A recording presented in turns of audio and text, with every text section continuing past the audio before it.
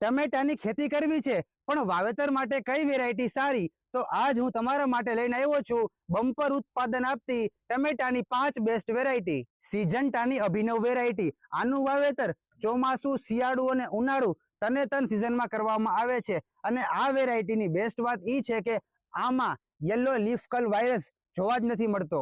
કલર્સની Baahubali variety. જેવું નામ છે એવું જ ઉત્પાદન આપે છે. 1 વીઘામાંથી 8,000 થી 10,000 કિલો જેટલું ઉત્પાદન મળે અને પહેલું હાર્વેસ્ટિંગ 60 થી 65 દિવસમાં જોવા મળે છે. સિજન્ટાની સાહો વેરાયટી, જેના ફ્રૂટનો વજન 80 થી 100 ગ્રામની વચ્ચે હોય, ફ્રૂટ દેખાવમાં એકદમ લાલ અને ટ્રાન્સપોર્ટ માટે આ વેરાયટી બેસ્ટ છે. ચોથા નંબર ઉપર આવે BSF ની આર્યા વેરાયટી, જેમાં 1 વીઘામાં 2,800 થી 3,200 જેટલા છોડ જોઈએ. ઉત્પાદન 10,000 થી 12,000 ની વચ્ચે રહે છે અને પહેલું હાર્વેસ્ટિંગ 65 દિવસમાં જોવા મળે છે.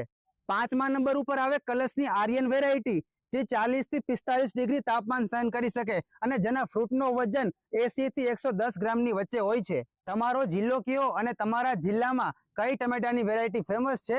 નીચે કોમેન્ટ સેક્શનમાં જણાવજો.